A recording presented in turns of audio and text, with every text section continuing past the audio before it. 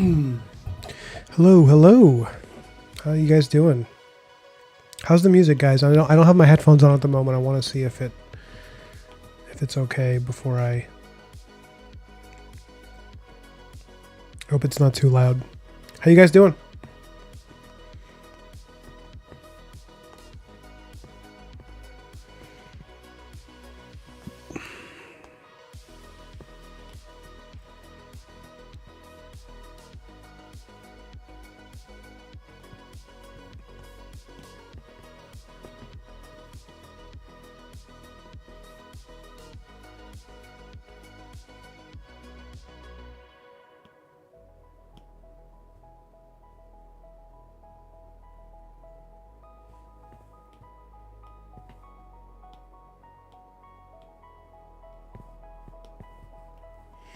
Hey, what's up, Nim? Slow weekend? That's always good. I don't mind a slow weekend, personally. It's been raining a lot here. We still did a lot of stuff, running around. But, yeah, it's a pretty chill night.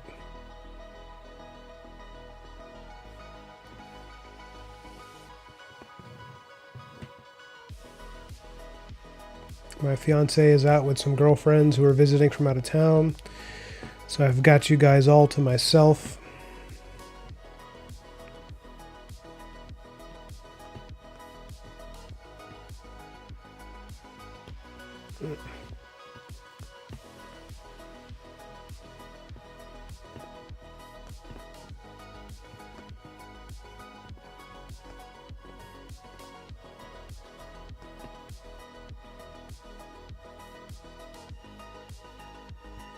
Hey, what's up, man? How you doing, Johnny?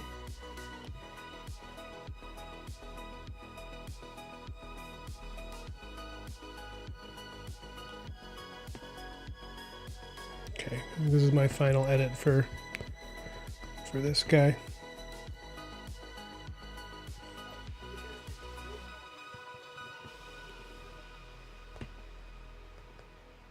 Doesn't look right. Okay.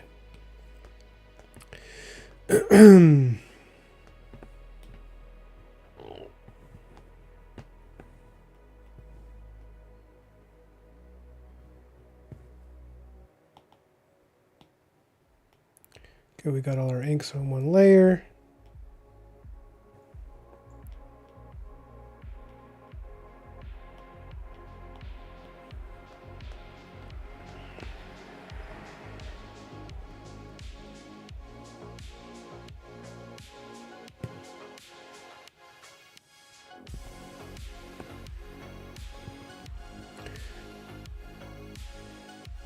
Oh, nice. Yo, send put it in the Discord. I want to see the tat.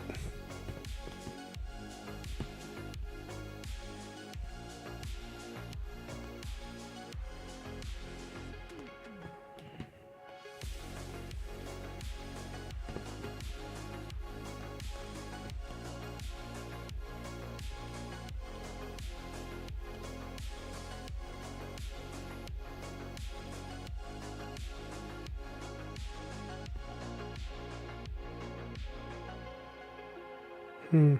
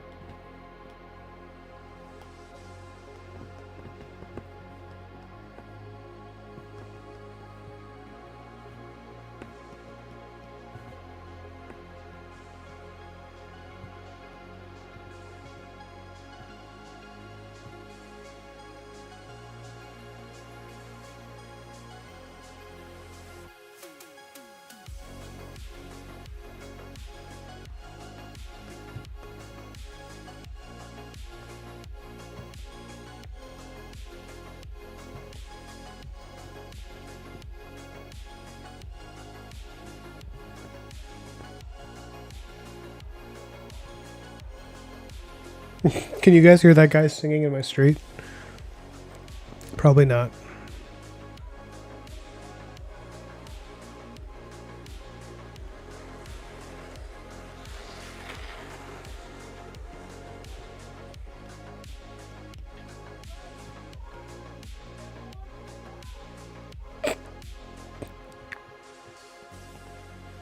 Interesting.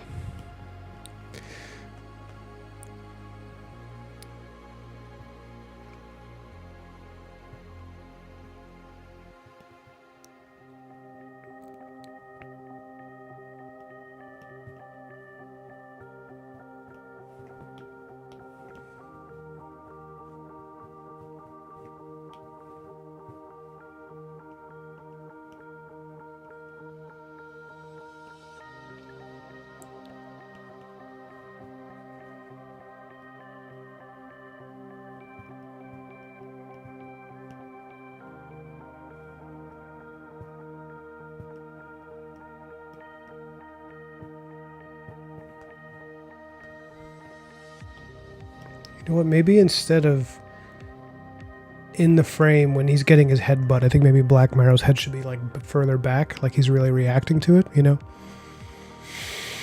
You should definitely have sent that an inspiration. That's a good place for it. Johnny. Hey, what's up? How you doing, Broken Blade? Mia Carte Projects. How you doing, man? Or lady, friend. How are you, Mia Carte? Let me know if I'm saying the name right.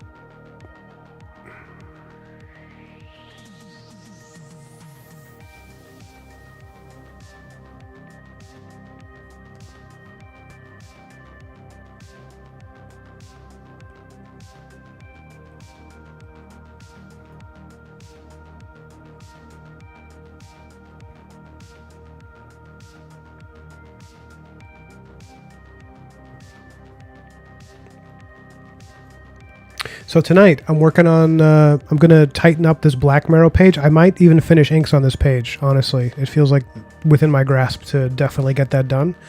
And if there's time, I want to get to the next thing, which is I have a shot list of images that I need for a video that I'm making for the King Arthur project. Like I'm doing like a lore video, and they're all going to be like 2 or 3 minute long videos. And I just narrated the first one. My first time ever narrating and editing for something like that. So we'll see. We'll see how cringe it is. But I tried really hard to walk the line between, you know, I don't want to take myself too seriously, but I also wanted the video to have a certain mood and, you know, stuff. So, so we'll see. I just wish I was a better voice actor. I have to go for a kind of sincerity since I can't really be too cool. I don't really have that type of voice. But it was incredibly fun to edit.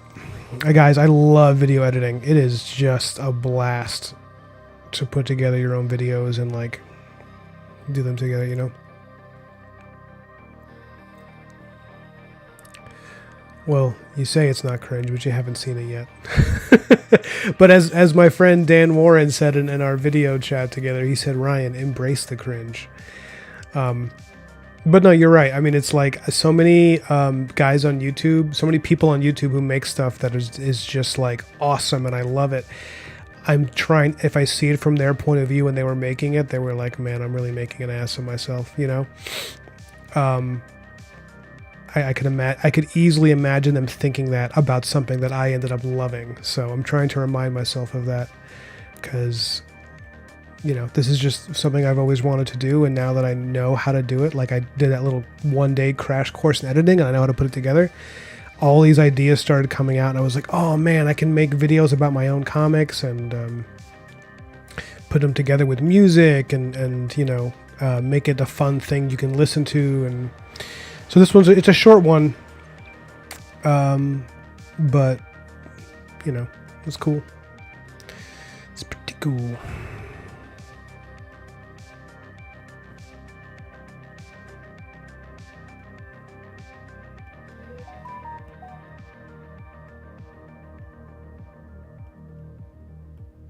Sorry, that's my phone.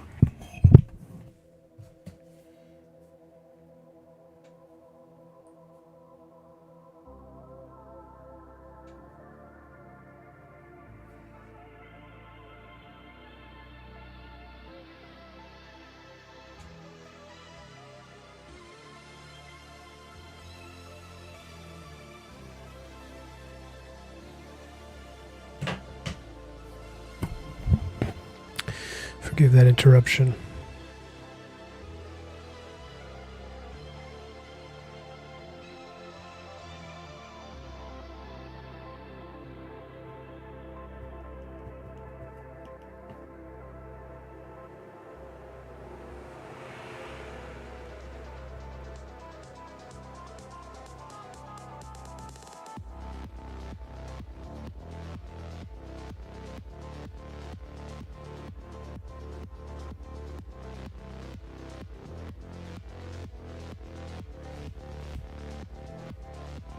See if I should change the music.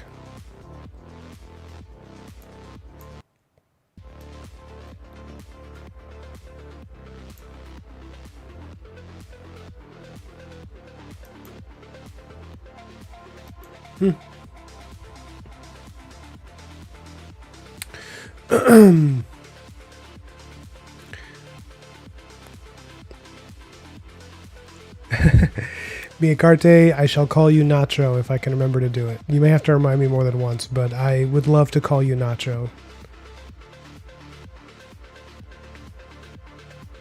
Who doesn't love nachos? Miscreants. Thieves. That's who. So tonight I was going to have Mr. Grimble on tonight. An old friend of mine and fellow artist who's kind of blowing up right now. I wanted him to.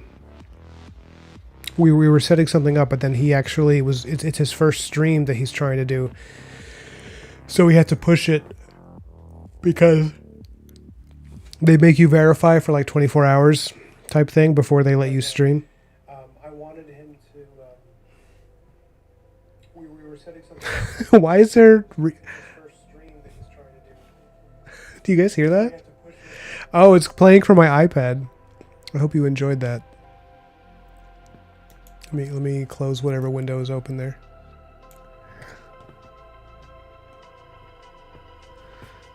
There you go.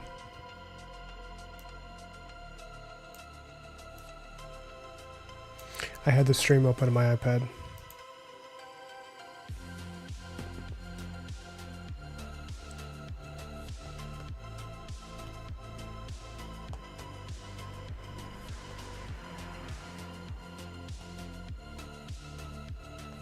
It was so creepy to have my voice just pop out of nowhere. Yeah, so they make you verify by like making you wait 24 hours before they let you stream, which is something that he and I both forgot because he's just starting to do his streaming stuff, which I think is going to go really well for him because his stuff has been really getting a lot of attention on Instagram. He started a new account a few months ago. He's already got like 2,000 people and growing. He does like really spooky, gnarly horror stuff. Not like cozy horror, like the stuff that I do. So he's much more hardcore than me, just so you guys know. If you guys are like, yeah, I want somebody hardcore, that's Grimble. It's not his real name, but it's what he goes by in the streets. So yeah, he should be on tomorrow night. We're gonna do the big draw together. Yeah,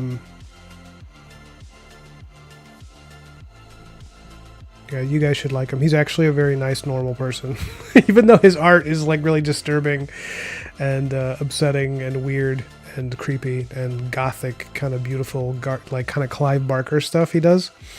He's like a very normal guy, which I suspect is a part of the whole thing, you know. It's like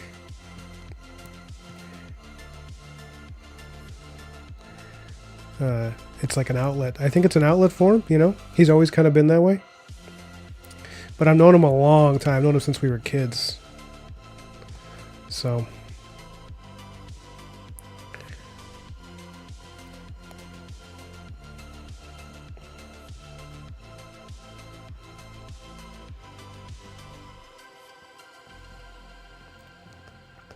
he's got the dirt on me.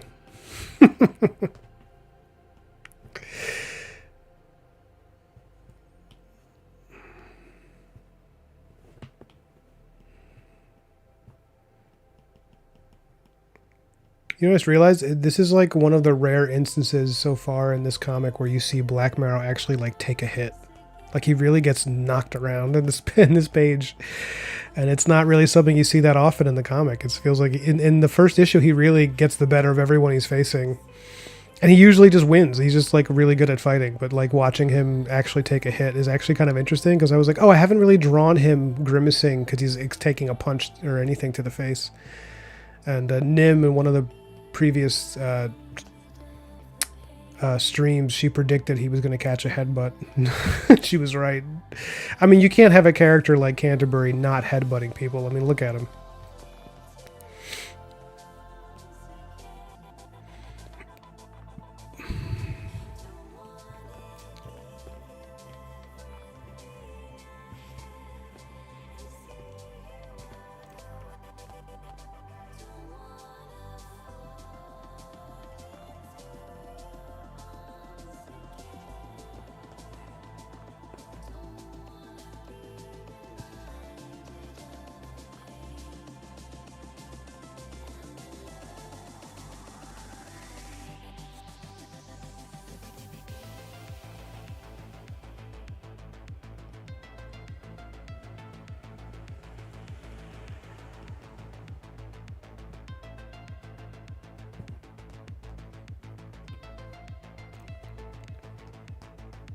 So I think this panel is going to end up just being a silhouette.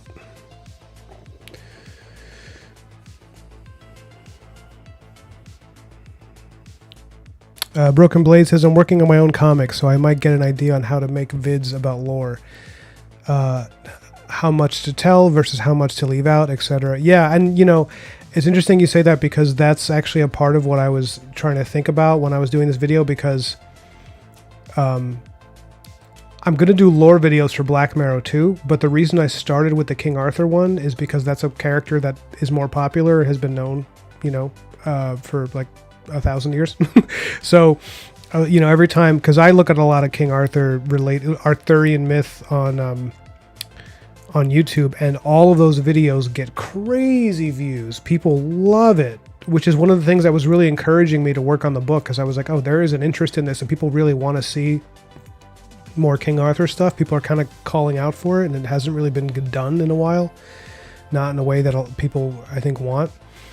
And just looking at like stuff about our Arthurian legend, like if you have a video, it's like about the knights or about the, you know, Guinevere or anything, Arthur history, not just history but also the lore, and people really watch those. And I was like, okay, that means I don't have, there's certain things I don't have to do, because people are, you know, if they want just straight up the story behind the thing, you know, they're like, oh, well, that already exists. They don't need me for that.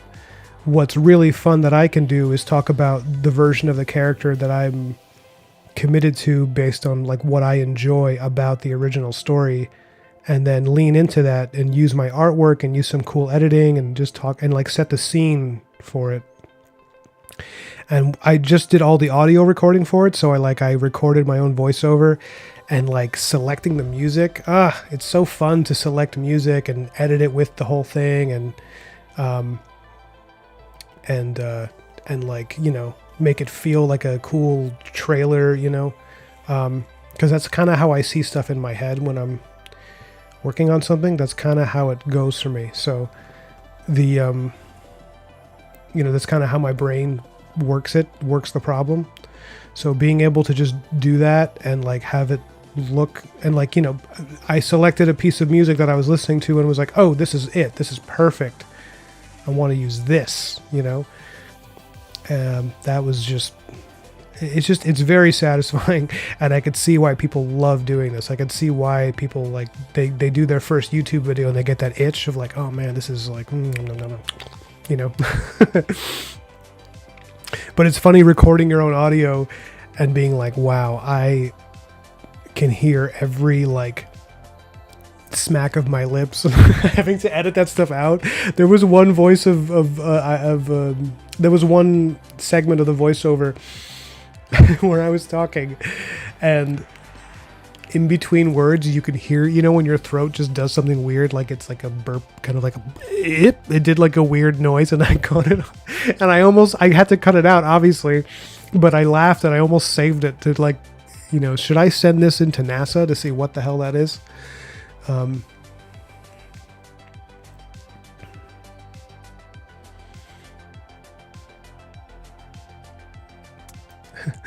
Nim says, whatever he tells us is not going to be enough information, or at least I'm eager to see what he shares. Oh, that's cool. Thanks for saying that.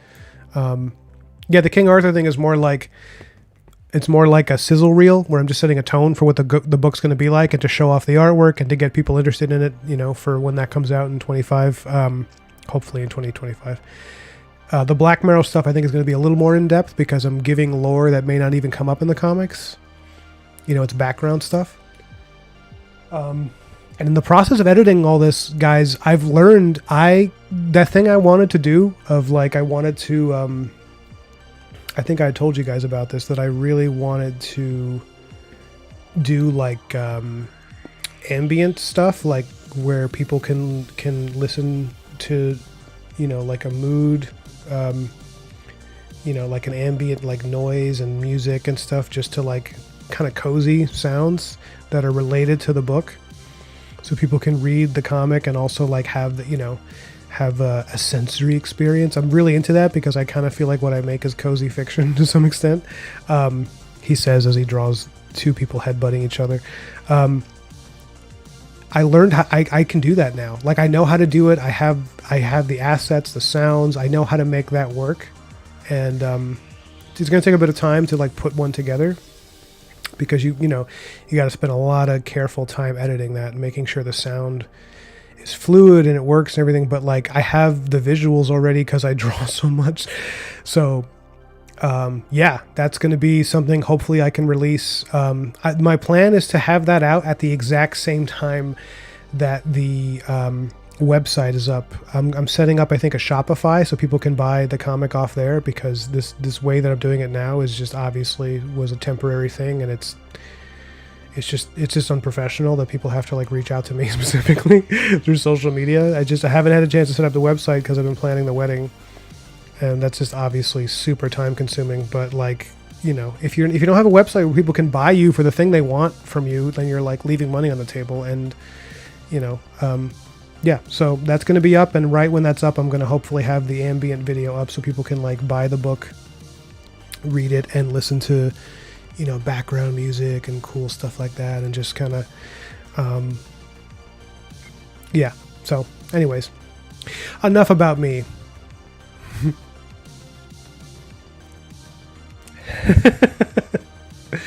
I mean, heck yeah, come on, you got a headbutt a face. It's a great comment. Broken Blade, that's awesome. Broken Blade says, thank you, I just started my channel. Yeah, I'll sub to you right now. You know what? Post your new channel, Broken Blade, in the Discord, and even DM it to me, and I'll make sure I sub. And everybody who's watching this, please sub to Broken Blade. He's starting a channel. It's going to be awesome. He's really creative. I can't wait to see what he does.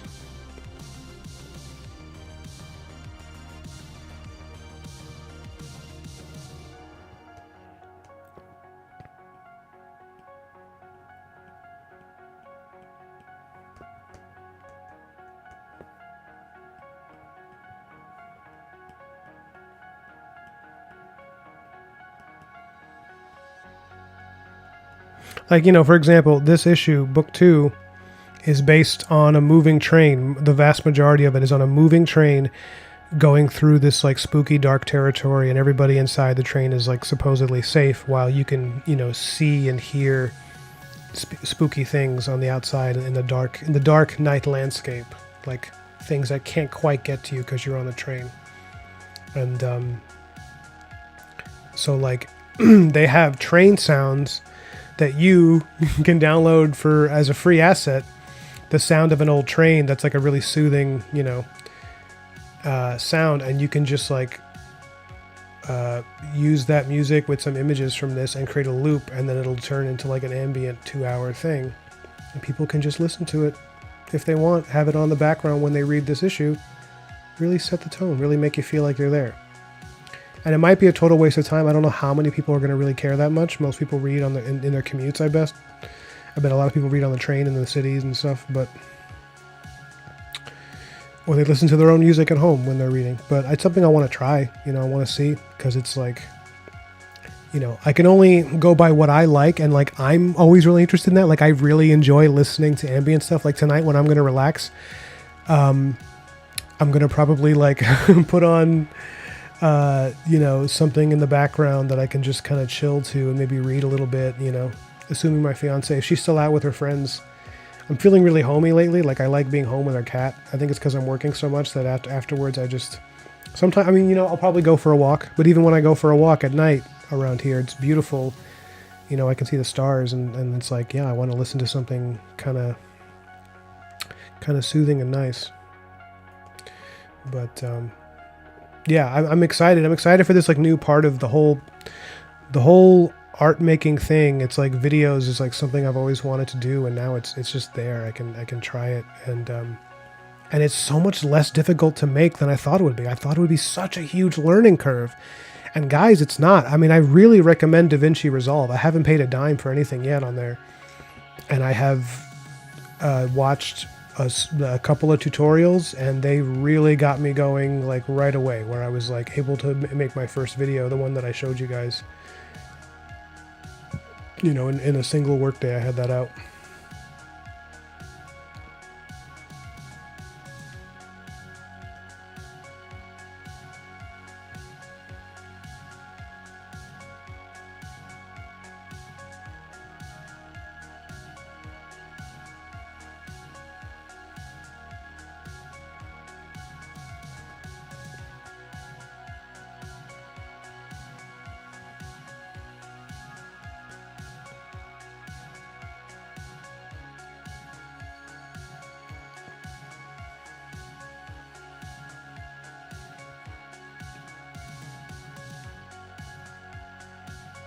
Yeah, also, I sorry I missed your comment there, Nim. Nim also has a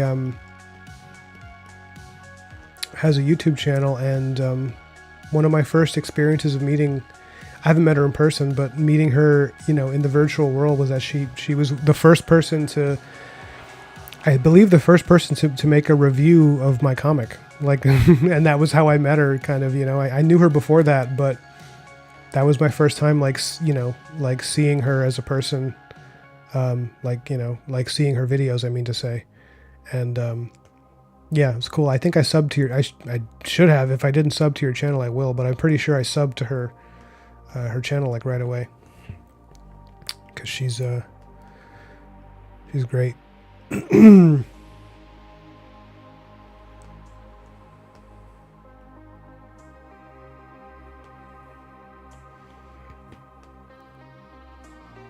So something I'm a big fan of doing when I'm drawing like action, particularly with violence, is that you create a sense of debris, of just things flying out of, you know, because when people are fighting, there's like things flying out of their mouths, and there's just, you know, you don't even have to define what that is specifically. Just giving a sense of just fluid just coming off a person because they got hit or because they're hitting someone else.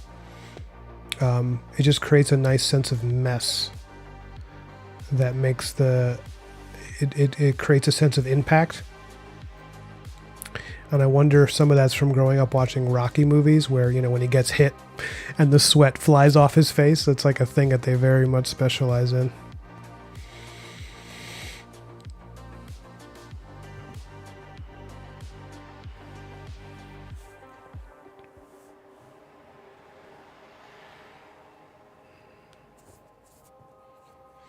Nim says, "Oh, you've got me sold. I'm going to have to look into that, because right now I have the cheap program my laptop came with and my phone." Oh, no, yeah, you should definitely download DaVinci Resolve, because it's totally... They have a paid version, but right now the free version has like 90% of just like features that you want for editing. And I have I share an account with Grimble, actually, because he's also doing video editing. So we actually share a motion array account, which is, they have like a lot of stuff you can use, digital assets. Like they have music that's copyright free. They have sound effects that are copyright free that you can just download and use in your video, which is one of the reasons it's been coming together so fast, is because You pay like a monthly thing. It's like maybe $15 a month, and he and I are going to split, the bill, so that we can both use it to download, and use like endless amounts of copyright free music and sound effects that are like actually high quality, because like when I was editing YouTube videos just using YouTube Studio, the music they have available is like hilariously bad. But like you see this music we're listening to right here, this copyright free stuff, like a lot of stuff like this is available on Motion Array, where you can just download it and use it. Just like that. And you can put it in a video. And you can edit it, with other sound and make it seem really polished and professional. And it's super easy to learn. I mean, it's like, I am not a techie guy. I actually have a hard time with a lot of that stuff, and yet I found it so easy to learn. And every time I do a video, it gets a little better, which is a great feeling when you just get that feedback loop where you're making something and you're like, I understand another aspect of this process, Yeah,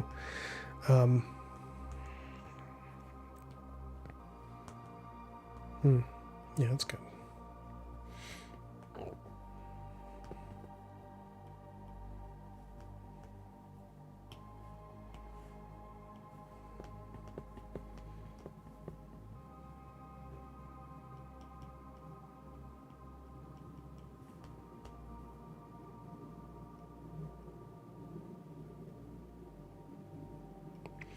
So now when he headbutts him, should his eye be, I think his eye should be slightly open.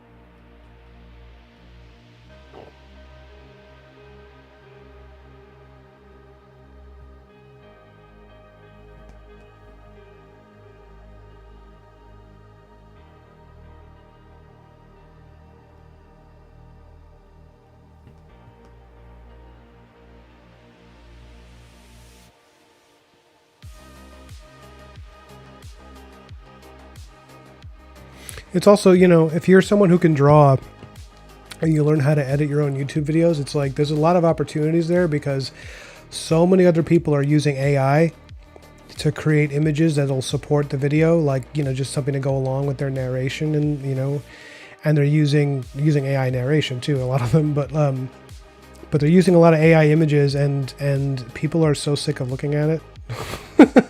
Like, I'm so sick of opening a video and just seeing like a dozen AI images that are like only barely related to the specific content of the video, because they can't really get AI to make a specific narrative. It just is like I was watching a video about, the Knights of Camelot, and it was like pretty well done in a lot of ways. They had like a really extensive thing on all the different knights, and I was just like I was enjoying it. I just really like listening to that stuff. But whenever they show different knights, they're all these like super generic looking guys created by AI. They all look the same, and they're all like, every time that he shows an image of one of them, it's like they look completely different. They're and in terms of their uniform and everything, it's like it can't really create narrative. Everybody's holding the swords, but the swords are like a part of their hand, and everybody has 10 fingers, and it's just like, as far as I'm concerned, it just doesn't look professional a lot of the time. It really. So if you're someone who can draw, and your work doesn't have to look as realistic as an AI, generated image that's like mimicking a photo, because people don't care about that anyway. Like, people, like, I know how many people would rather see a flawed but authentic looking drawing to, an AI thing that's trying to look like a photo. Some of the stuff is fun. I'm not like, if somebody wants to use it, I know that like the Tape Library is a great YouTube channel, and they use a lot of AI images to create their, their stuff, and he does a pretty good job with them. I think specifically with horror, people really like seeing what AI can do, but so I'm excited being able to just draw my own stuff for it, because now it's kind of funny, because I was thinking, oh yeah, I have a shot list, and I was like, oh yeah, I'm drawing specifically for a YouTube video. Like, it's not even, it might be a panel that appears in the comic proper, but right now I'm just drawing it a single image, you know, here and there for the video, which is like, wow, full circle on you know, on the priorities of like why I'm doing something.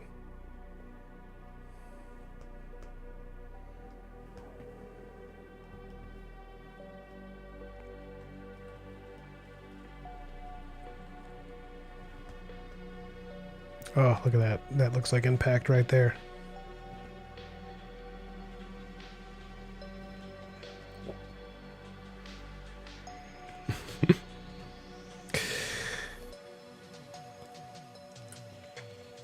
Let me close the shades here. Hold on.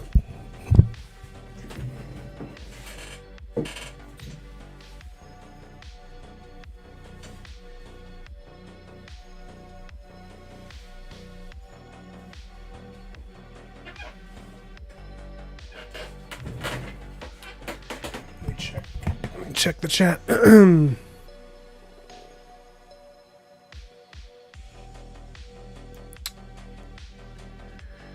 Oh, right. That the art channel is Orphic Arts.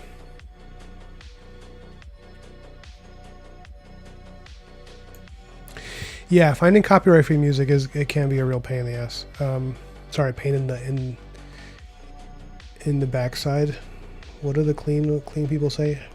I'm not going to be super rigid about cursing. I just want to curse a little bit less. I drop too many F-bombs. I'm not going to be like, you know, I'm going to say damn sometimes, I promise.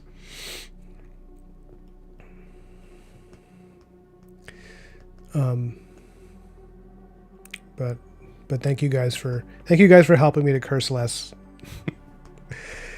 Nim says AI just plain sucks. It lacks the spark, the soul, whatever you want to call it, of human-made art. Yeah, it can't do what people do, but it is interesting to see sometimes the kind of stuff people come up with. Although I also then get like really sick of looking at it, and it's something I cannot stand. Something I cannot stand is I'm trying to look up photo reference for something on Pinterest, like for a drawing. I'm looking for an actual picture of something that I'm trying to reference so I can draw it. And the first 200 images are just AI. And I know I'm not the first person to complain about this, and I won't be the last. But man.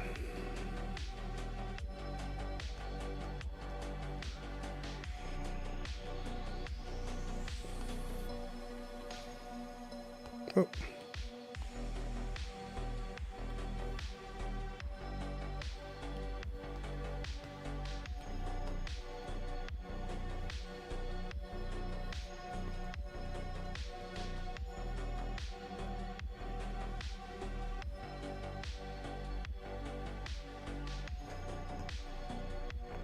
Yeah, that drives me crazy. Like, I don't even go on Pinterest anymore, you know?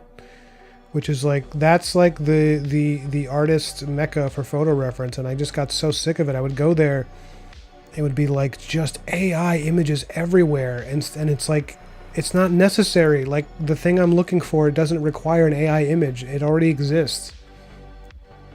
It's like you Google medieval castle, and it's like, here's someone using AI to create a worse version of a medieval castle than one that you can just find a photo of on Google that's right there in Europe. Like, I don't understand why go out of your way to even make that stuff unless you're just trying to trick people for some weird financial reason that I can't quite, you know, pin my logic on yet. I don't get it. Like, why? What is the purpose of that?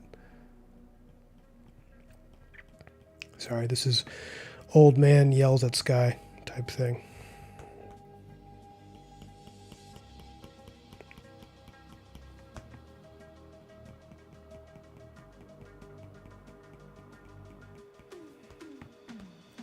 Do we want this crosshatched? No, I don't think that looks right.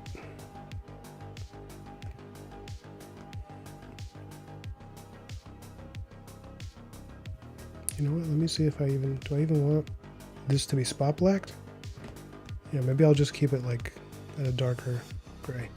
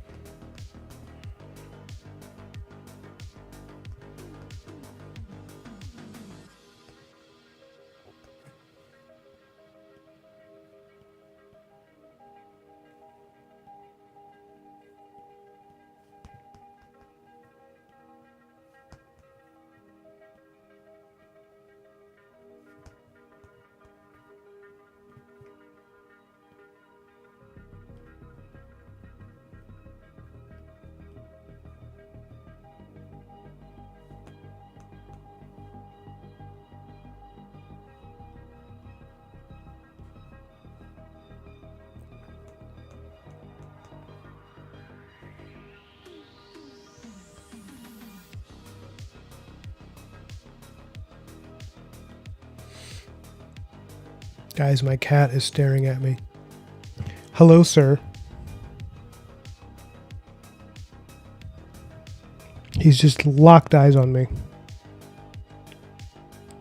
That's something I'm learning a lot about with cats and dogs. The difference is like cats make a lot of eye contact and it means something, whereas dogs, they don't really look you in the eye as much. If they do, it's short-lived, and it's usually like they get excited if you look them in the eye, or they get, if it's a stray dog, they might get defensive. From what I understand with cats, it's a sign of affection. They just look at you in the eyes like they're trying to figure you out. But yeah, he just like looks deep into my eyes with his big yellow cat eyes. But it's almost entirely and exclusively food related. He just wants more food, and I keep feeding him and he keeps acting like I didn't. I feel really gaslit by this cat. My fiance suspects that he's got some food related trauma, from being on the streets and not eating consistently. So now that he has consistent meals, he's like, if I just keep meowing, will they just keep bringing me more, And it can get annoying, but at the same time, it's like if I was eating nothing but dead birds and drinking puddle water for like years, and then somebody gave me liver patés every day, I would probably try to see what I could get away with too. I'd be curious about how that system works for sure. There you go. That's a headbutt right there. Boom. Let me check the chat.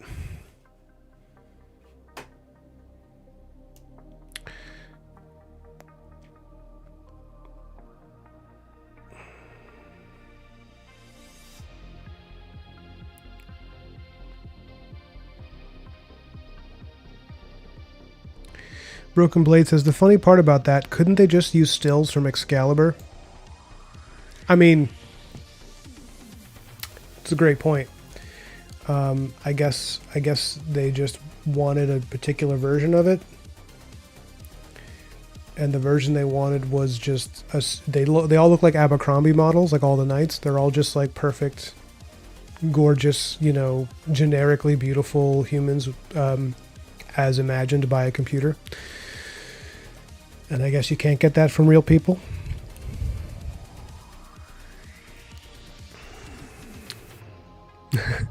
Rear, tush, keister. I don't know. Those are words we used instead of ass or backside when I was a teacher. Yeah. My fiance is Jewish, so she says tukas sometimes. I can't even say it. Tukas. It's like that sound. She'll say tukas sometimes. Especially when she's evaluating a nice one. She'll be like, oh, that's a good tukas. I can't even say it. I'm too tired. Jacobo says, how do you think the tariffs are going to affect the comic industry? Some people say it won't, but I think they're either politically biased or being way too optimistic. Yeah, listen, if you want to know a really good hot take on that, I recommend Ink Pulp Audio did a recent episode. Ink Pulp is great.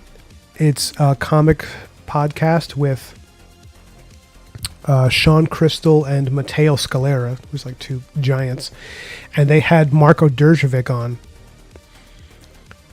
And I believe it was with Marko Derjovic, the three of them were talking about the tariffs, and I think that was the same episode where they were talking about what it's going to be like shipping the book internationally and how they're eating the cost and doing certain things to adapt to it. I haven't learned that much about it because it doesn't really, at this moment, it does not affect me directly because I get my books printed and shipped domestically. I know a lot of people do it in China and then they have it shipped here, I guess, because of the cost. I'm not doing that. I'm doing everything domestic that I can.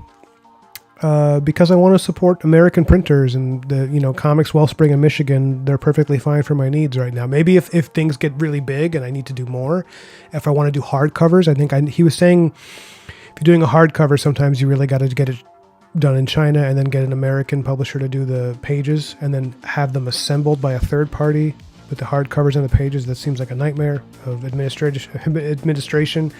So My intention is to keep doing it domestic because the profit margins were good, and because I like working with these people, and you know, I don't know, right now I'm not like super keen on supporting China. Like they're you know, people complain about our country, and you know, I understand everybody has their problems, but like China's not great with human rights, and they're not you know it's not a country. I don't feel like you know, if I can avoid having any kind of business with like a, you know, communist dictatorship, I would like to avoid that. So I don't feel the need to do anything international. Oh, one of you really like that. I saw a bunch of hundreds come up. Yeah.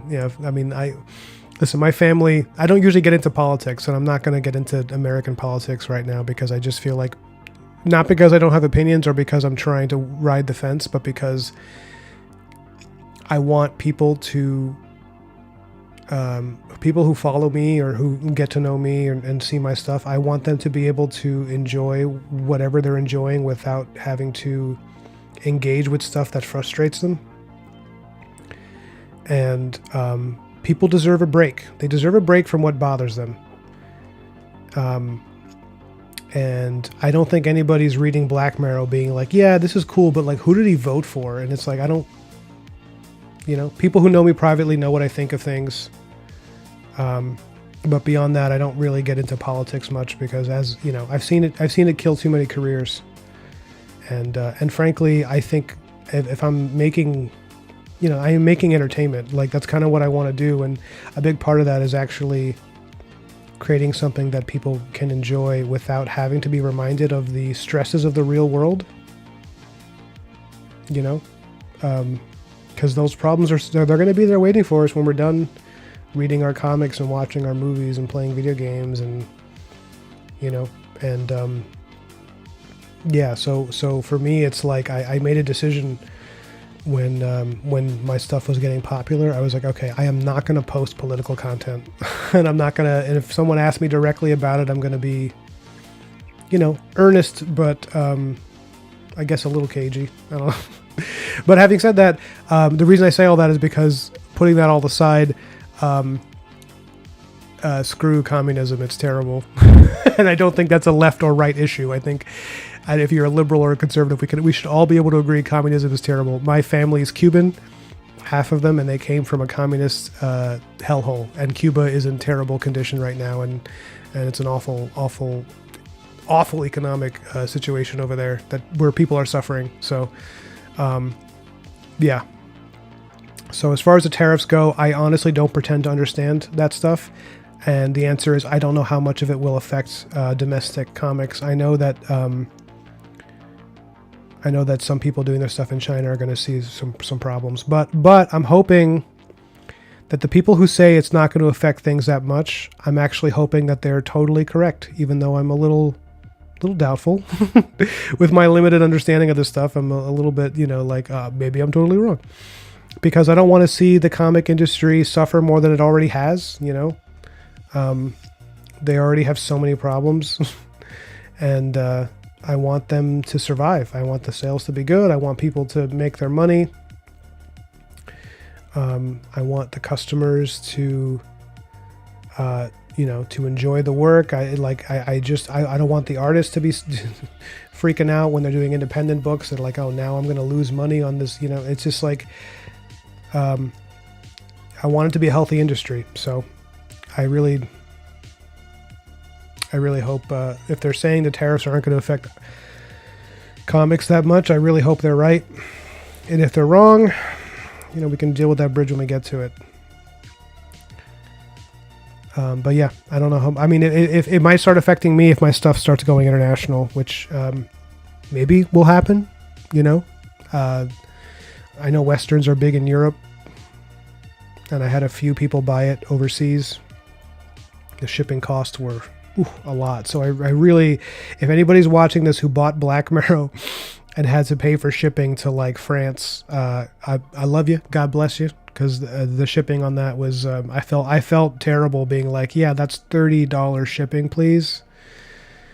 It was just, oof. I felt so apologetic about that.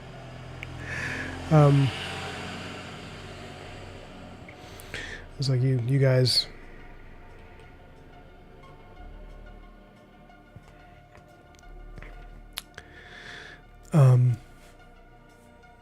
Nim says, "Oh, geez, reference photos are hard nowadays." Yeah.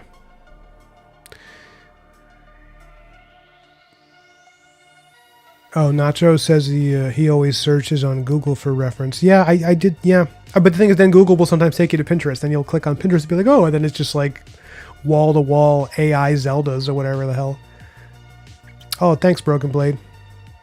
I do like drawing hair. I like it a lot. It's something I kind of got good at because I would just focus on it way too much when I was getting younger and when I was younger and trying to get good. Hey, what's up, Edgar?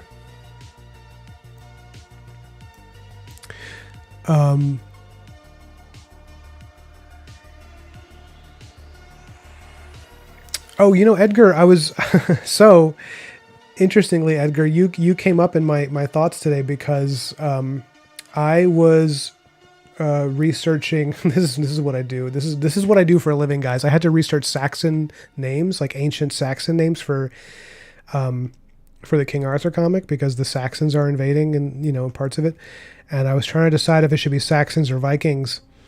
Historically, it could very easily be either Saxons or Vikings that he's facing. In the original tradition, it's Saxons, but I'm feeling the urge to make it Vikings just because I feel like I'm a little more familiar with them as the invading culture. But then I was looking up, like, how much do they overlap? And they overlap quite a bit. But the reason you came up, Edgar, was because I was looking up Saxon names, and Edgar means, I think it means like a spear. Edgar, or maybe I'm confusing. I looked up a lot of names, but Edgar is a name that actually it's like a Saxon. I believe it's a Saxon name.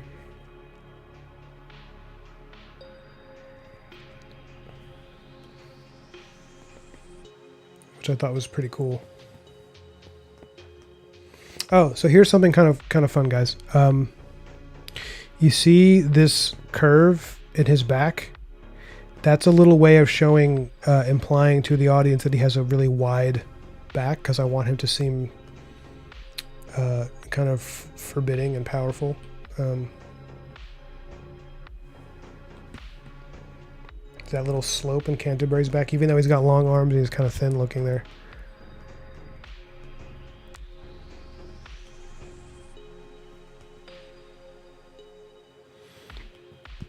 Gotta fix this leg.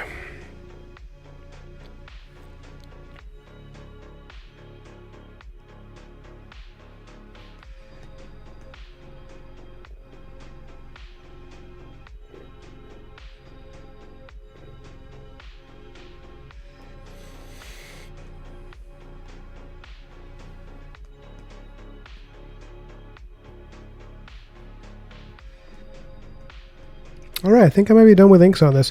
Something I'm a little cautious of is that you see these blue lines. These mark the bleed of the page, which means some of this is going to get cut off. So I'm trying to make sure I have enough up top here that the information down here I can afford to lose a little bit. But yeah, I think that's...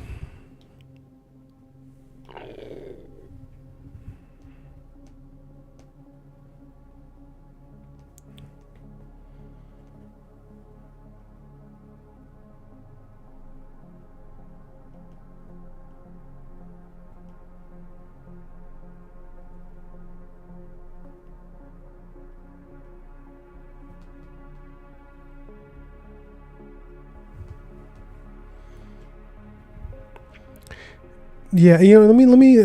I gotta look this up, Edgar, because it was your name came up. Saxon names, and one of them was Look, Edgar. There it is. Boom, pops up. Edgar means wealthy spear, a name with a strong warrior-like connotation. Wealthy spear. I can only assume that the ancient context of that was somebody who's won many battles and become wealthy as a result, because that's kind of how people earn their living.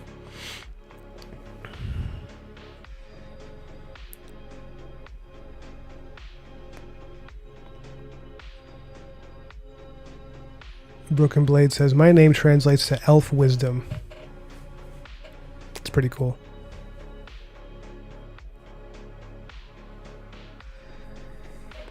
Yeah, that is pretty cool.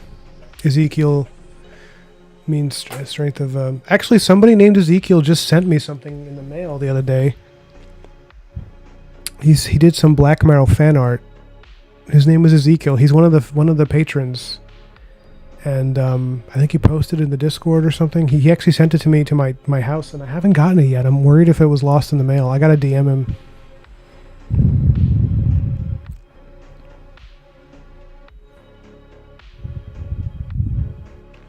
Nim says, the name I was born with means seeker of truth, but everyone keeps shortening it to Debbie. Yuck. So I chose a different name as a teenager and go by it since. Debbie's a cute name. I mean, I could see why you wouldn't want to be Debbie, because it's like everybody, you know, everybody has their own vibe they want to reach, but I've known some very sweet Debras or Debbies. But I get it. Nim is a cool name, and I support you wanting that, because that sounds adventurous. Has a bit of whimsy to it, which I think suits you as a person. Okay, I'm going to try to see if I can get another image done in this time here. Thanks for hanging out while I do this. This page is, I think, inked, so next is going to be colors, which should be pretty quick on this page. It's not too complicated. But the image I need to get done, I think, is going to be for the video I'm doing. So I'm drawing shots for it. I need. There's 2 shots. So there's 3 that I really need. One is a giant in a cave, like picking the meat off of bones, because that's one of the King Arthur stories. Is he has to track down this giant that's eating people, and he has to fight him in this cave. Whoops! I hit the camera. Another is I need shots of Viking, maybe Saxon invaders, like a group of them. And then I need like a shot of his hand, Arthur's hand, reaching for the sword and stone. I think that between that and the art that I already have for the comic in those 3 panels, I should be good to edit it into the video. And no, actually, primarily, the 4th one I need, and this will be fun. I actually have a wraparound cover planned for the King Arthur first volume, and I was going to do it later, but there's a final shot in the trailer where I wanted to premiere that image, so I think I should actually do that too. I can't get into that tonight because that's going to be a lot of work. I'm going to have to draw like 8 knights all leaping, and it's going to be a double-page spread from right to left. You know, the way that wraparound covers work. It's going to be all the knights in profile, like kind of like in midair. Kind of like they're kind of leaping down from heaven. It's going to look really cool, but that's going to be its own thing. I got to deal. Yeah, that's going to be. But I can't really do the video until that's done. So I'll make it a part of the video processes where you guys can see that happen, I guess.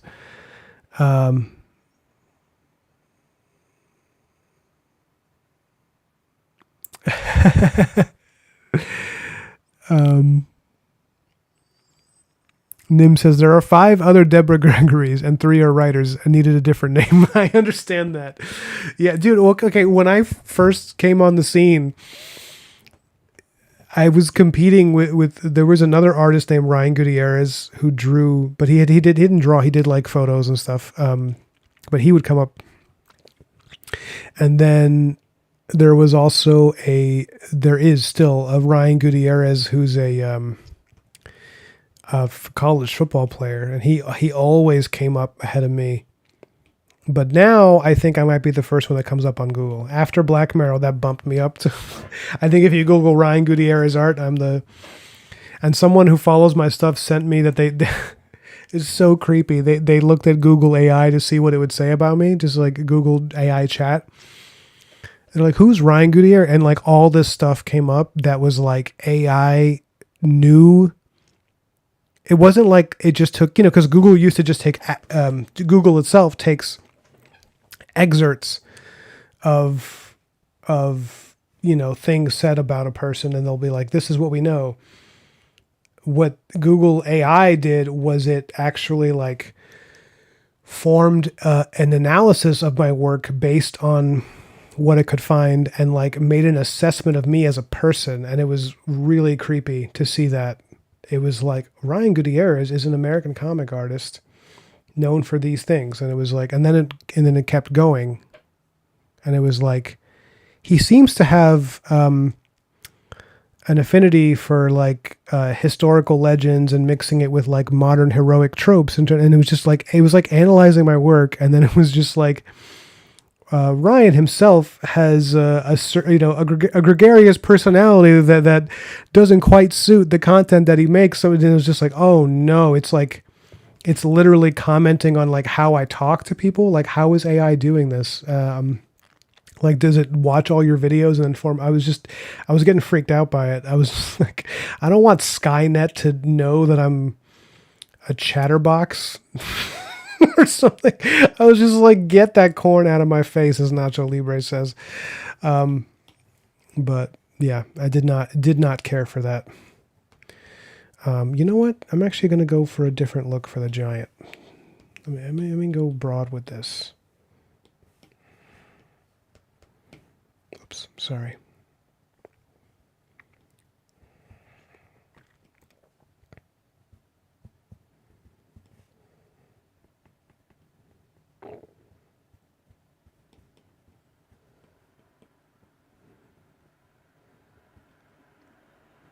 So something I was really enjoying about this particular part of the Arthurian legend, where it's like early in his career as the king, he has to like, fight off a giant. Not even fight off. He has to track down a giant and kill it. And the way that they describe the giants is really cool because they're like, there's this whole analysis of it where like our conception of giants now is like a giant caveman with a big stick, and they're kind of like not scary. They're more, they're intimidating, but they're not like scary. But then in the original myths, giants were like categorically evil. They were kind of demonic. They wanted to like, they ate people and they enjoyed kind of the misery that they created in lesser, beings and humans and stuff. And they, and they were cannibals and they were disgusting. And there's a really like gross nature to them where they're, and I was like, yeah, give me more, give me more of that evil giant. Cause I was like, I always love when you can make an antagonist more and more horrific. Because that's, that's what makes them fun to fight. I don't want him to just be like a guy with, he's like a giant guy with a big forehead. I want him, because that's kind of just me describing myself. I want him to be like nasty and gross and, and mad. Like I like the idea of the way that I have this scene planned when Arthur faces the giant in the cave.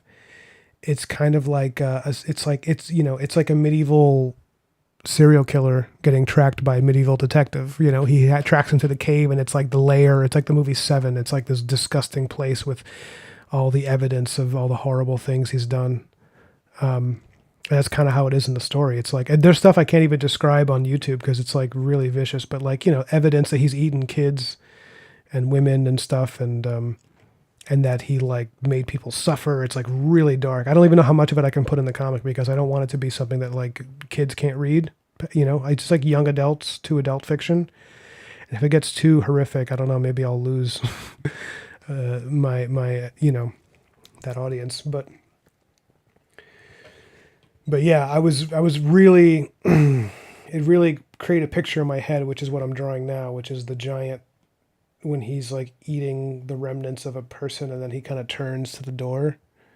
And I started adding things to it when I was writing it. Like I started being like, oh, it'd be really cool if the giants, like they've been around since before the land was Christian, like back when it was a pagan territory. So they speak like Druidic languages that nobody,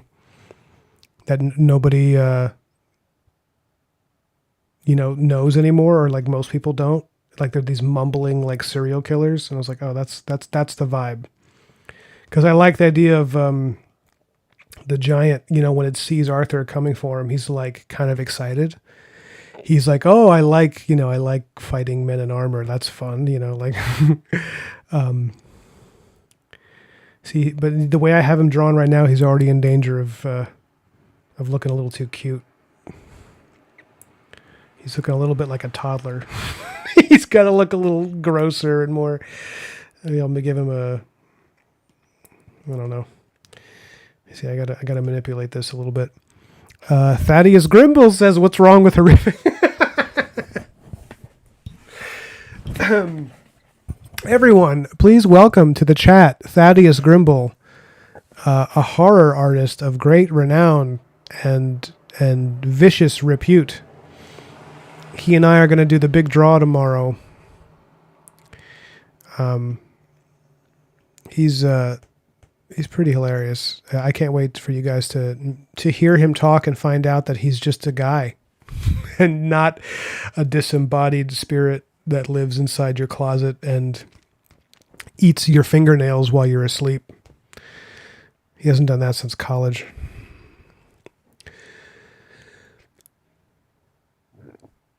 Okay, do you guys hear that burp? Did you hear that? The like sound? That's what was coming up when I was editing my narration. That's the stuff I had to edit out. It's the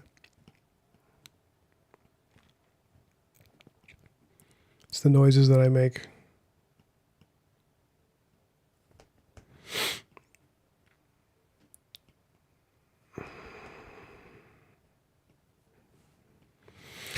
In terms of like images, in terms of the imagery of the giants, I would love to capture something where they're like not, because right now he's just starting to look like a cave troll from Lord of the Rings. I don't really want that.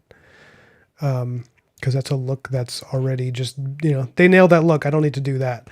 But I want him to be a little more distinct. So I'm thinking going for like, yeah, maybe if I give him just like gross ass hair, like stringy and running down his back. And I was thinking maybe I should have done the lines on a different layer, but whatever. I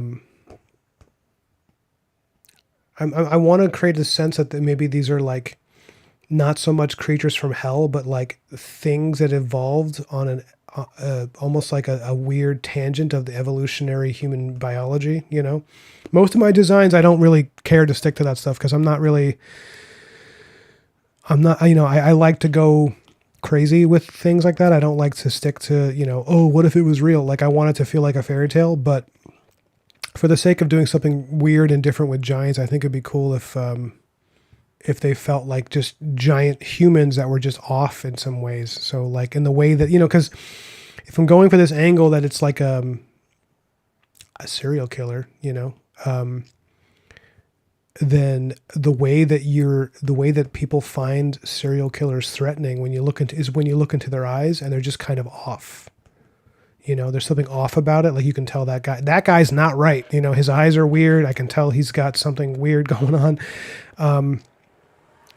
And that's the vibe I want for when you look at the giant. Like it's as if you walked into the home of somebody who's got a dirty little secret and he's like hiding all these bodies and stuff. And because that's how it's written in the story. And it's also really cool. When I was reading it, I was getting really into it because I was like, oh, this is like a great setup for an action sequence because it's Arthur. Instead of a big battlefield, he's fighting this giant in really small, close quarters in a cave with his big full suit of armor. And it's him, and then I think it's also Bedivere and Percival, or it's like Gawain and Bedivere. It's the three of them, and they go in together, and they're just getting knocked around by this giant, and it's in this tight little space. So when I draw it, I think I would want to maybe treat it like a scene from like a thriller, like True Detective or something.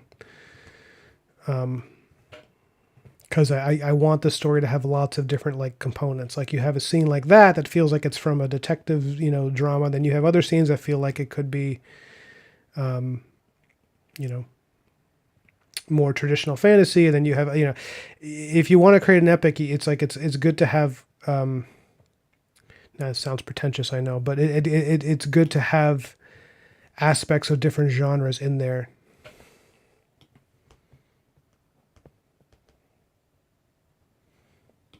Maybe that's what it is. Maybe the eyes got to be further apart.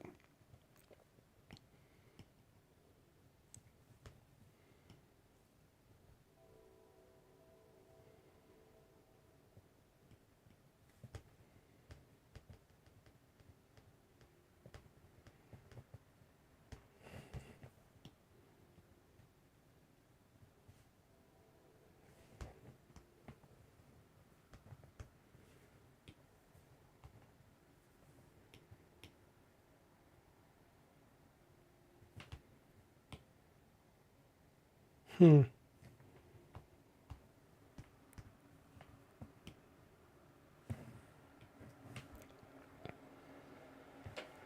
Now I'm gonna try a totally different version now. I'm gonna try a totally different version.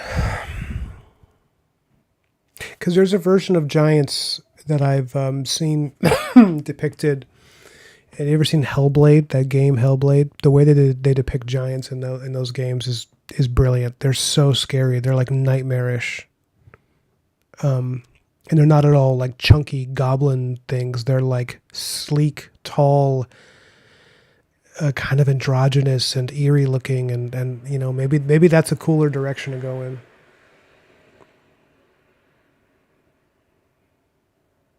You know what it's closer to is maybe I'll go with this. Let me hold on. I'm gonna bring an image up, and you guys who know my work, you know this image because I think this is something that that kind of got me a little bit of attention here. I'll bring that up. So this image of this woman hiding from giants, this like warrior woman hiding from these giants in the jungle, that was me kind of attempting something, you know, unique. And maybe I should base. What do you guys think? You know, vote vote below. You think I should be maybe basing the giants on this design? Maybe I should go for something like this. Like maybe that's more original and interesting and kind of creepy.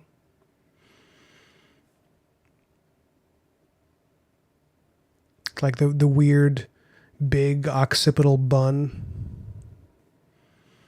in the back of the skull, and I like the idea that the face is almost kind of childlike. That's what I was going for, almost like a smooth toddlery kind of face, like something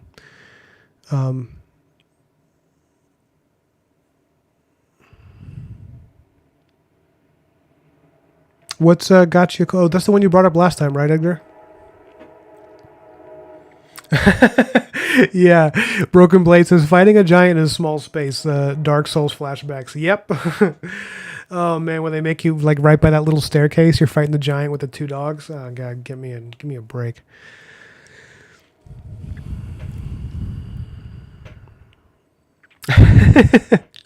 Grim Grimble, did you see what Edgar said? He says, "Hello, Grimble. Please don't eat me while I'm falling asleep on the toilet." Wow. If you fall asleep on the toilet, you're gonna get a hemorrhoid. Let me just tell you that. That's how people get hemorrhoids.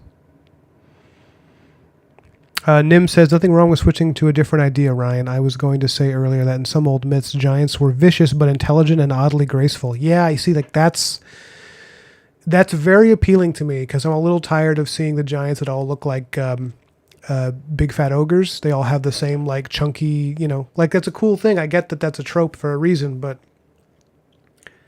I think it'd be really cool if they were like it's like a you know the idea that it's a giant is because it's like 10 feet tall, right? It's not because or taller, but it's not because they're like beefy. Like you can have a creature be that tall, and and it's still much larger and more powerful than you, but he's also like a fast hunter. Like that's a scary guy to fight, you know, and I'm starting to like this idea more and more because I designed this and I don't have, you know, this was just an illustration I did just to do it, and it's got no connection to any other story. But maybe if I just like take this as is and use it exactly like this for Arthur, you've got a really cool, something really cool there. And I might even be able to use this illustration, honestly. And maybe I'll replace, because she's obviously not in design motif with Arthur stuff, but if I, you know, focus on them or maybe replace her with a character who's actually in the story, and maybe get rid of that science fiction looking stuff in the corner on the top right, I can maybe use this because look at that headdress. Like that looks like something that's like pre-Christian, pre-recorded history, because the whole idea is that the giants kind of left over from the old world, you know. They're like something that was like before the modern what at that time is the modern theologies and everything. Like the whole point is that when King Arthur becomes king, he has to like purge the land of all the old curses so that a new kingdom can be made. So Broken Blade says yes. Okay, so you like this version. Okay, so you know what I'll do? Maybe I'll switch to vertical and put the fire here for scale, like in the foreground, and then have the giant's head be here, kind of looking at us. Ooh, that's creepy. Yeah, just to get a sense of how much bigger it is. That's too big. He's going to be like 30 feet tall.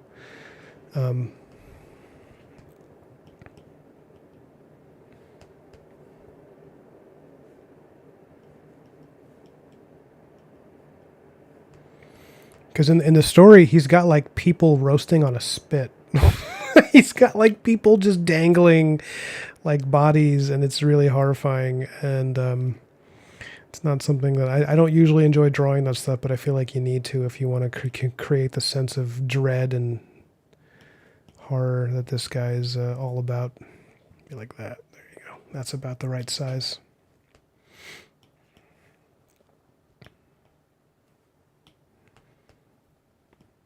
Yeah, so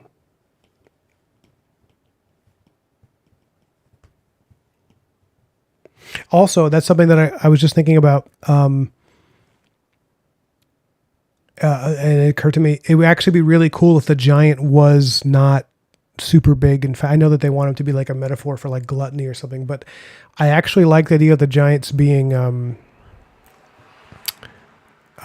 like kind of thin, you know.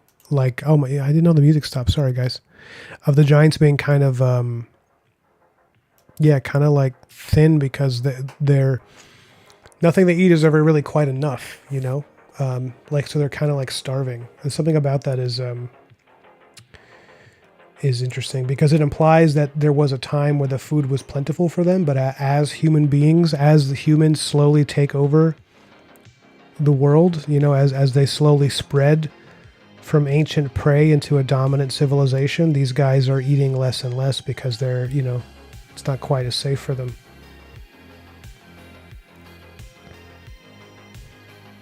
What do you guys think of that idea?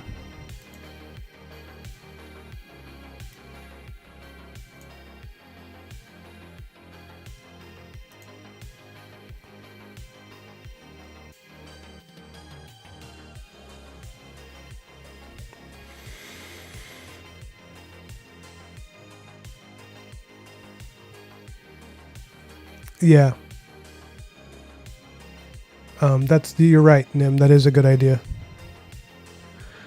I like that idea of taking that woman in the picture and just replacing her. I can even use the same woman and just take her armor off and maybe make her look like just a human, you know, a woman hiding from these things. When I drew her as that warrior woman is because I was looking at Aztec stuff and I was like, man, Aztec armor looks great. And I was like, the look of it, I was like, that would look awesome on a female body, and like because it just has a certain presentation that is it like suits really well male or female body types.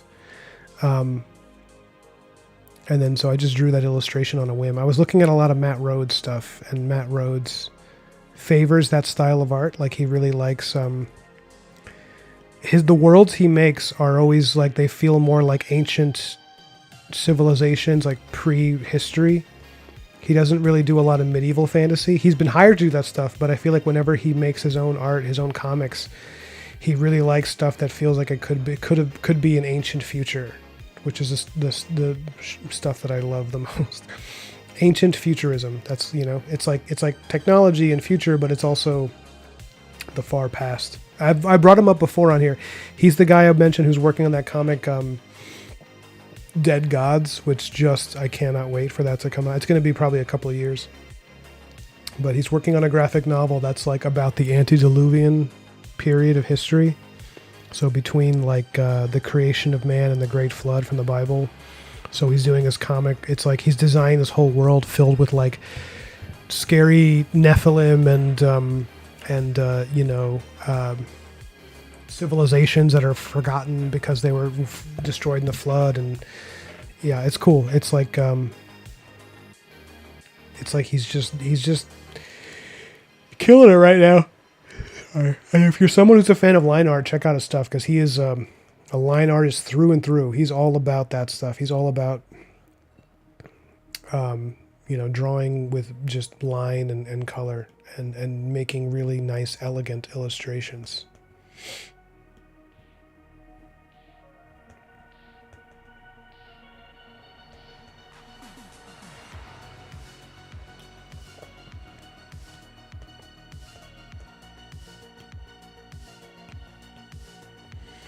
This is my very loose, ugly sketch for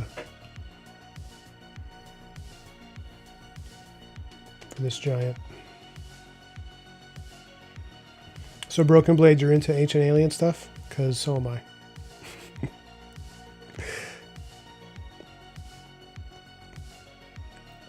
Thinking maybe most of the giant's just going to be in shadow and maybe all you'll see in this picture is just the face.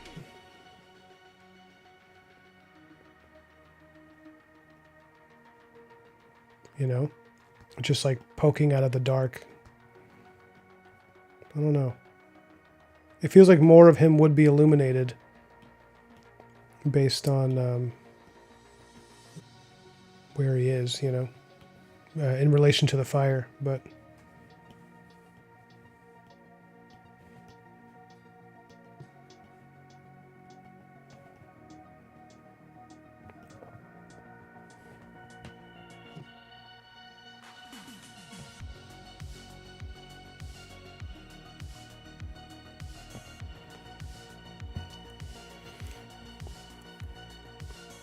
Nim says, that is a seriously awesome idea and would be pretty cool. What are you referring to when you say that, Nim? You mean just the whole thing with the giants?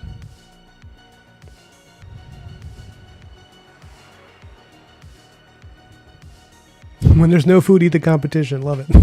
Yeah, exactly. Yeah, like they used to eat deer and stuff like that and, you know, things they could find. But humans have taken up, you know. And I love this idea also that giants are somewhat aware that humans in large groups are very dangerous, and the fact that humans stick together makes giants be like, I'll just wait for travelers. They just wait for people to come in to their neck of the woods unwittingly, and then they capture them, but as a result, they're not eating as much. They're eating smaller amounts of food, so they're getting thinner, and you know, over centuries, they're just like a little more gaunt. And I think that's a cool direction to go in.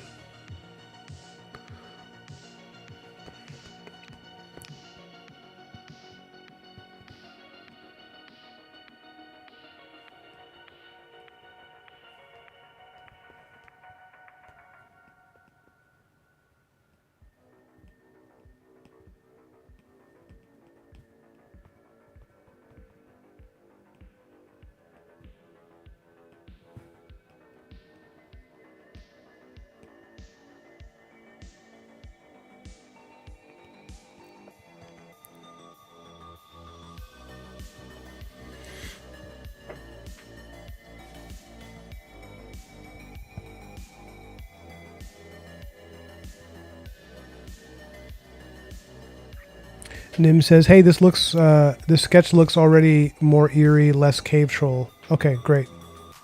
Okay, I'm glad, because I really want it to be creepy to look at, you know? And also, I'm finding myself more excited by this image. I'm like, oh yeah, this is it. This is the vibe. This is like the feeling that I want, where you're like, I don't even want to look at that thing.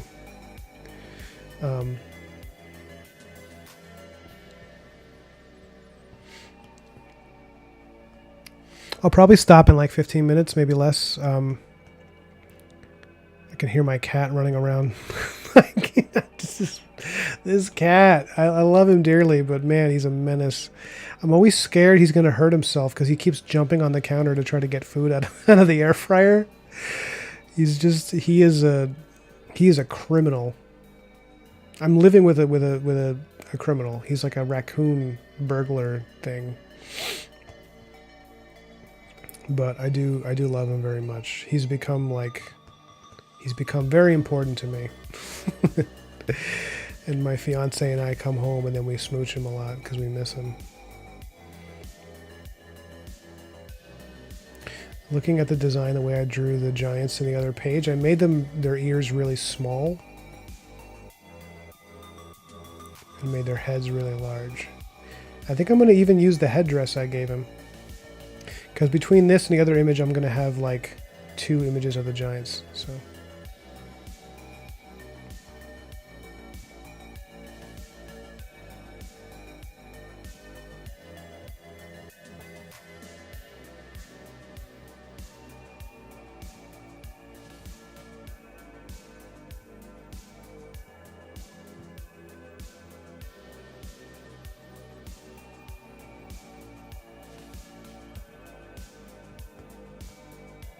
The reason I brought up Matt Rhodes is because I've been looking at his work a lot, and something I've been learning from him again and again is like narrative in your image. Like a feeling is so much more important than rendering. Like it's so much more important that people feel something when they're looking at it and they can tell what the story is of an illustration. And people care so much more about that as viewers than they do about like how realistic it is or whatever, because he does these like really beautifully elegant line art images, and he draws like he's making a movie. It's great, and his images are so fun to look at. Like I keep looking at them over and over. Him and Tim McBurney just did a video. I'll send a link on the Discord for anybody who wants to see it. Tim McBurney interviewed him on his channel about the project. It was actually a few months ago, but for some reason I only discovered it last night, even though I follow both of these guys. I don't know how I missed that. And Tim McBurney is another one. And I recommended to like you, Nim, this type of stuff you're drawing. I highly recommend looking at Tim McBurney. He has a YouTube channel that's just all wonderful, like free content about drawing. And he's all about drawing in line art and color. And it's like kind of what you and I were talking about in our DMs. He's great. I love Tim McBurney. I hope I get to talk to him at some point. I think he just seems like a really nice guy too. I really like the way he carries himself. But he's another one that I was just like obsessed with his work. I just kept looking at all his images of his. Oops, sorry, hit the mic. And they're all simple and beautiful and just kind of like, there's something about line art, like when it's just simple line and color in these like really elegant formats, where I just like looking at it a lot, and I'll look at it for a long time. And sometimes with a painting, I don't always do that. With a painting, it's almost overwhelming amount of detail. I'll kind of move on. I'll be like, that's really beautiful. And then I need to see another one. With a line art image, I feel like I'll just sit there sometimes and just, because having more negative space, more open space, it gives the eye a lot of breaks where your eye can relax, and it's kind of soothing, And I'm trying to remind myself of that, because there's a big difference between images like this, which is like, it's detailed, but it's fairly open in a lot of ways. This is a lot different than this page, which I did months before, and look at how heavy with detail this is, Don't get me wrong, I like this page, and I like drawing this way. But I do feel like I rendered the hell out of it, and it's like,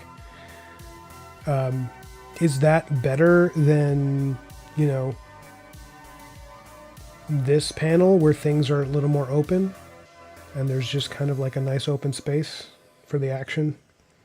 And this is pretty detailed too, but I'm relying more on like kind of chunky colors, I don't know if anybody's really seeing the difference of what I'm saying, because it's on a video. So, but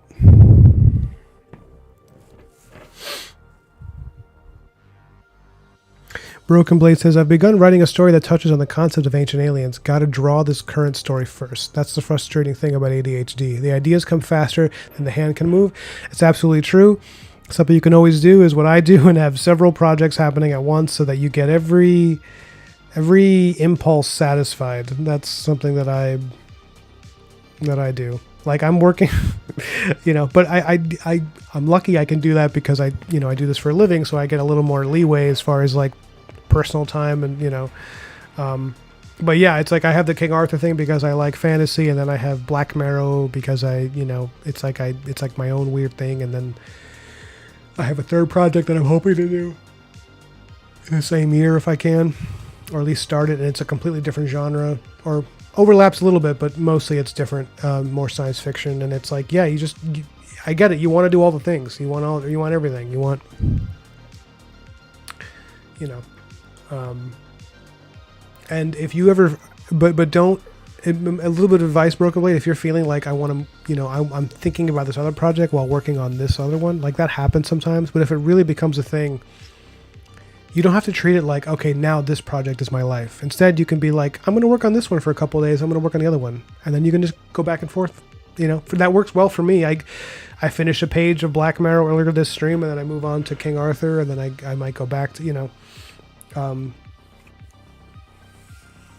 you get into a pattern where you just kind of like respect your impulses enough to be like, yeah, I'll come back to another thing. I'm not abandoning it, you know.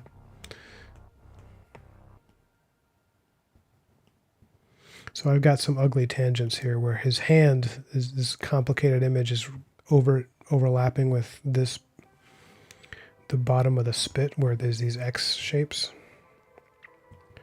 So we have to change that, but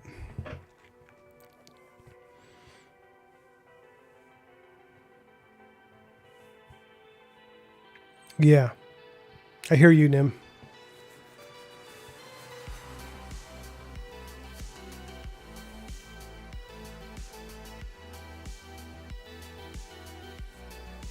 I'm going to try inking this for a bit. Hold on.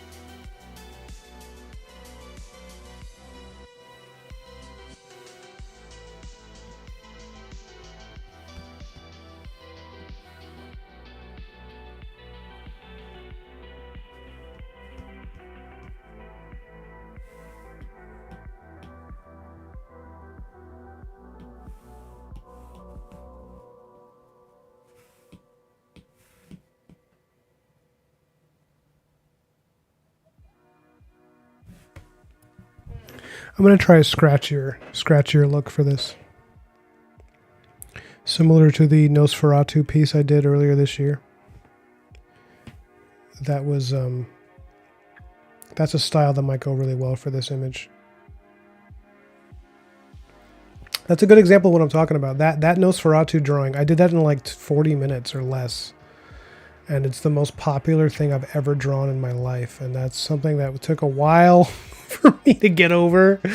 I was talking to Dan about it. And I was like, I cannot believe that this is going to be the thing. This thing that I did on a whim that I spent less time on than anything else I've drawn, that's the thing that people are really into. And he's like, that's typically how it goes. It's like people actually, the sketchier stuff, I think because there's so much personality in it, people end up liking that stuff more. And it, honestly, guys, it's just more evidence that, like, I think that's, more evidence that personality in your art is paramount. To like rendering, you know.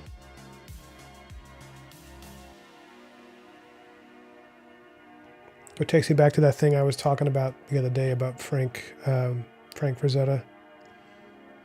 Talking, you know, he's in an interview back in the 80s and he says, like, it's really just like, if your art is intense and it's got something there that's interesting to me and there's a narrative and I can get into it, like, I don't even care how realistically you paint. Like, that's what's going to hook me in. He's like, and you'll make me he said, I think he said, I'll love you for the rest of my life if I can tell that your art's got that in it. Such good advice. Because people try to, they try to ape off Frazetta, but they're ripping off the wrong things. You know, they're trying to draw like him, and it's like the whole point was that he just drew however he wanted. And if you do that, you're gonna you might capture something similar in that it's an element of you. And that's what I have to keep reminding myself, because I'll look at artists that I love and be like, I want to do something like that. And then I try, and it just looks like a less interesting version of what they did. So then I go back to the board, and I'm like, wait, what do I have to say with my art? Like, what am I offering the audience, the onlooker, you know? And it's like, just whatever personality you have that's coming through is like, it's going to be the thing that people remember, you know? And it takes a while to find that. Like, somebody was asking me, in one of the other videos, somebody left a comment that said, they were saying that their biggest issue is they have a hard time, like, they're trying to find their style. That's what they said. And they just have a hard time going in a particular direction with a style, because every time they do, they want to try something else. And that's tough, you know?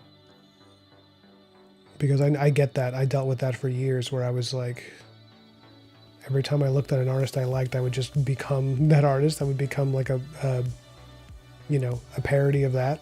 From moment to moment, I would be doing that with different artists. And in the end, you just kind of like take all the influences and then you try to spin them into something that's yours. You just, you know.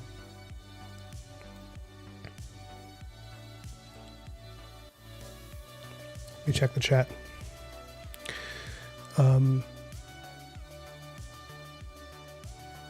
Nim says he's right about multiple projects helping. I do both writing and drawing, and at the moment I've got 2 drawn projects going and 2 written ones and 1 hybrid. Wow, that's so much. Jacobo says, I have that problem where I come up with multiple ideas while I'm working on the one I'm working on now, and I abandon it for weeks at a month at a time and do another thing. Yeah, I understand that. I get that. I don't have a solution for that. Because for me, I think when that happens, I just kind of, what I find helps is, well, actually, this might be a solution. I don't know. I mean, it depends on what inspires you. So, like, if you're inspired to work on a certain thing because you consumed a particular piece of media that made that you want to do that thing, and you find that you want to do something else. If you know you need to get that thing done, but you want to reclaim that inspiration, I often, when I'm feeling that, I go back and I look at the I'll like go and re-experience, I'll rewatch or listen to the piece of media that inspired me to begin with, and it'll get me back in that headspace. Like, sincerely, that's what I've been doing. And I'm a weirdo. Like, there's times where, like, if I'm feeling like a little distant from a project, like, I knew that I was in my weekly cycle to, like, okay, I got to get a Black Mirror page done, but I was just feeling like I wasn't in touch with that world at the moment, So what did I do? I put on the music and the ambience I was talking about that sets a mood for that stuff, and then it started to make that come back into my mind a little bit and be like, ah, right, okay, this is what I like about this thing. This is what it's giving me. And you know, same thing happens when I was working on the King Arthur stuff. I was like, am I sick of knights in armor? And then I'll just like listen to certain music or you know, some history or something cool like that. It'll get me back into it and be like, okay, right. I'm just, you gotta like feed that part of you that just wants to enjoy that stuff, and then you'll. For me, I find that when that happens, it like reignites the passion for a given thing.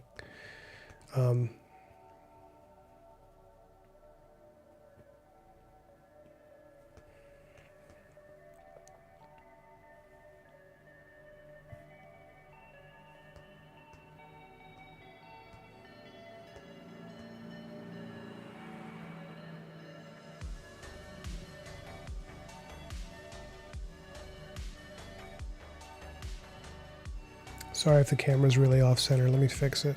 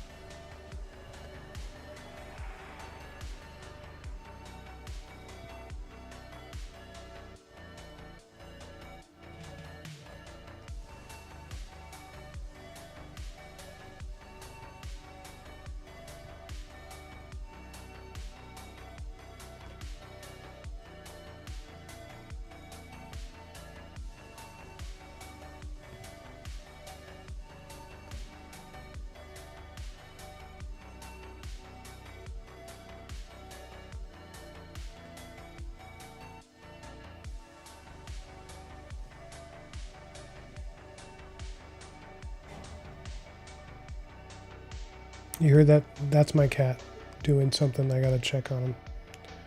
He's always just running around.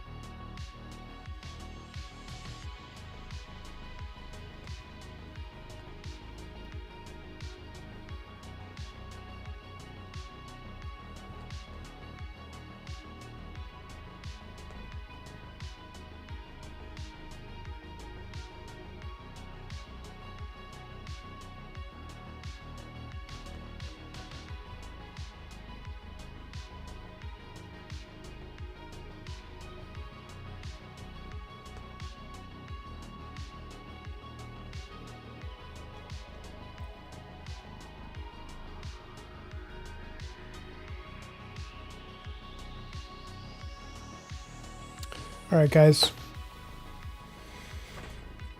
I think I'm done for the night. Oh, Gigi. How you doing? I'm sorry that I'm leaving right when you showed up. Oh, okay. She says, I'm visiting with my family and can't hang, but I wanted to pop in and say, sup. What's up, gross girl? I'm glad to see you. I love you. I'm glad you're with your family after being alone in that spooky house in the hills. Drawing alone with a dog. Well, not alone. Dogs are good company, but... Nim says, doesn't help that my style... Oh, okay. This is a conversation I'm butting into. It's between you and Broken Blade. All right, guys, that's it for tonight. I'm going to go eat something and then lie down. Maybe watch a movie with my cat. And hope that my fiance doesn't stay out too late. Maybe, actually, no. Before I relax for the night, I'm going to probably go for a nice long walk. It's beautiful out, so... And I love it up here at night in the country. It's so nice. So I'm going to do that and look at the stars.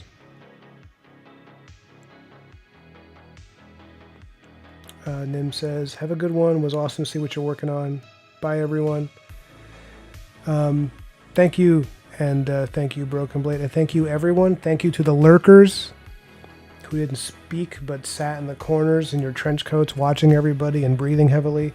Thank you to Thaddeus Grimble for dropping in and collecting the fingernails that we dropped on the floor for whatever secret basement project he's working on. And yeah, good night, guys. Love you. Oh, and thank you, Nacho, for showing up and being called Nacho. Good night.